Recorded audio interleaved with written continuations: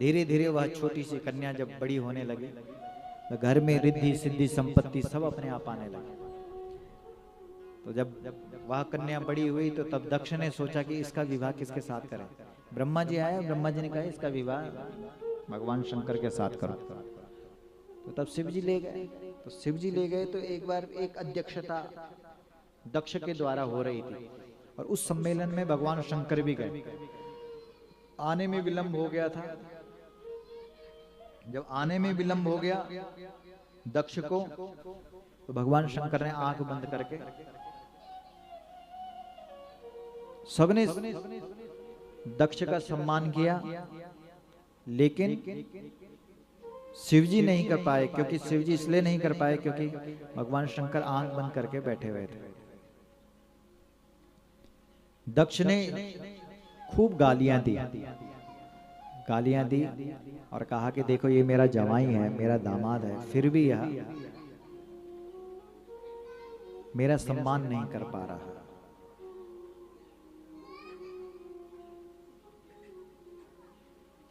उसको दूध पिलाओ, उसको भूख लग गई।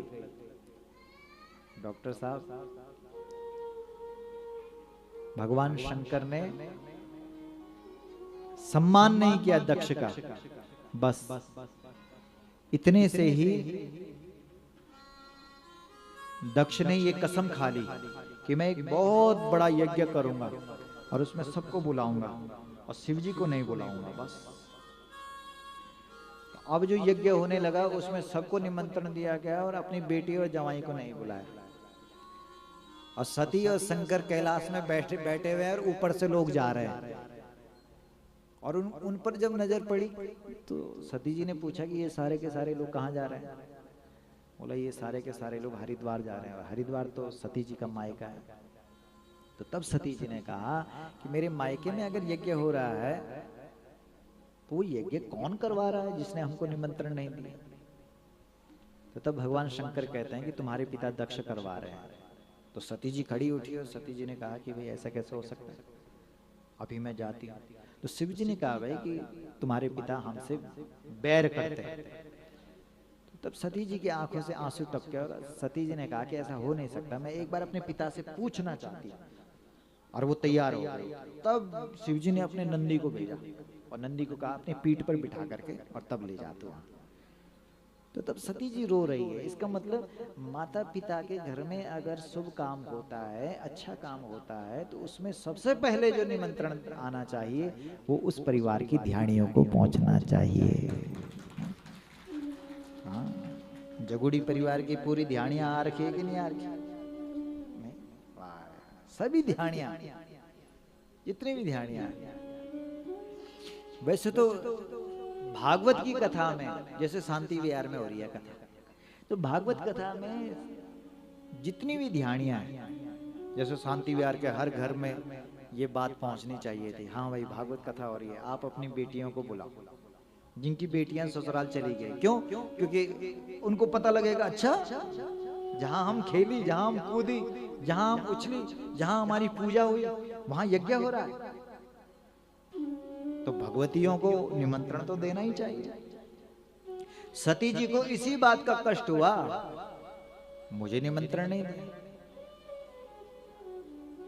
तो सती जी रोते हुए जब हरिद्वार पहुंचती है तो तब देखती है तो सब मुख मोड़ रहे थे। क्यों? क्योंकि दक्ष ने सबको बोल रखा था वैसे मैंने निमंत्रण नहीं दे रखा, लेकिन अगर आ गए तो बोला कोई भी उनका सम्मान नहीं करेगा। तो रोते हुए सती ने जब अपनी माँ को पुकारा और कहा कि माँ क्या तेरे दरवाजे भी मेरे लिए बंद हो गए?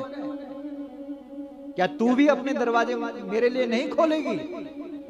सती जी की माँ दौड़ करके गई और अपनी बेटी को हृदय से लगाया और कहा दुनिया के सारे दरवाजे बंद हो जाएं लेकिन माँ का दरवाजा कभी भी बंद नहीं होगा। आप बैठ, क्या खाएगी? सती जी ने कहा तेरे घर का न पानी पीऊंगी न अन्न खाऊंगी, जहर है मेरे लिए। आव नहीं आदर नहीं, नैनन पे नहीं नेह, ता घर कबहु न जाइए, कंचन बरसे गेह। सती जी ने कहा मेरे प्रश्न का उत्तर दो पहले, मुझे निमंत्रण क्यों नहीं दिया? तो बोला तेरे पिता ने नहीं दिया।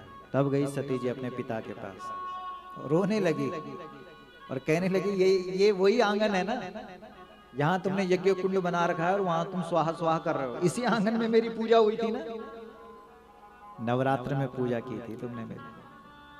कभी सुरकंडा बनाया, कभी चंद्रवतनी बनाया, कभी ज्वालामुखी बनाया, कभी तारा बनाया, कभी काली बन करके मैं प्रकट हूं, मेरे ही तो रूप है। अनेक रूपों में तुमने मेरी पूजा की और क्या सोचा कि जब मैं ससुराल चली गई अब मेरी कोई कीमत नहीं, मेरा वो महत्व खत्म हो गया? नहीं नहीं, बेटी पिता के घर में जब जन्म लेती है तब भी देवी होती है, और जब ससुराल से वह अपने मायके की चौखट पर पैर रखती है तब भी वह देवी बनकर के प्रकट हो जाती है। उसमें कोई अंतर नहीं होता। ससुराल में वो अपना स्वरूप छुपा देती है। क्यों? क्योंकि उनको क्या पता कि इसकी पूजा हो रही है। इसलिए आज भी देवता, जब देवता आता है तब देवता बोल दो कि यार मेरा स्थान पर आई लो, तब देखे तुम मेरे पड़ चो, अभी कख में दिखाने लगे, मतलब अभी मेरा पर्चा कहां देख रही है, जब तुम मेरे स्थान पर आएगा तब देखना। इसलिए हर बेटी का जो स्थान होता है वो उसका मायका होता है, जहां उसकी पूजा हो रखी है। और ऐसा इस देश में कोई भी व्यक्ति नहीं होता है जो अपनी बेटी की पूजा अपने घर में ना करे। हर नवरात्र में हर पिता के द्वारा उसकी बेटियों की जो पूजा होती है वो सुरकंडा, चंद्रवदनी, तारा, कुंजापुरी, भगवती भुवनेश्वरी के रूप में होती है। इसलिए सती ने कहा कि या तो मेरी पूजा नहीं करते, और जब पूजा कर दी है तो फिर मेरा अपमान क्यों? इसलिए अब मैं इस शरीर में नहीं रहना चाहती हूं।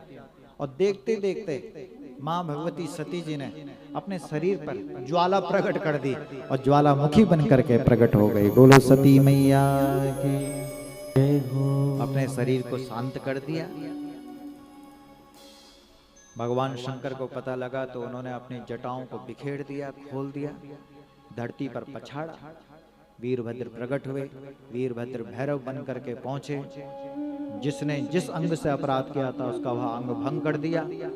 दक्ष की गर्दन मोड़ दी, हवन कुंड में छोड़ दी, स्वाहा कर दी। सारे देवता जान बचा करके भागे भगवान शंकर के पास, शिव जी के पास, भोलेनाथ के पास। भगवान शंकर ने कहा कि भैया ठीक है, हम यजमान को जिंदा कर देंगे, लेकिन इसकी असलियत हम समाज को बता देंगे। तो तब बकरे का सिर जोड़ा दक्ष के धड़ पर, तब वो मैं करने लगा। तब उसने मैं करते हुए स्तुति की है। किसकी? भगवान शंकर की।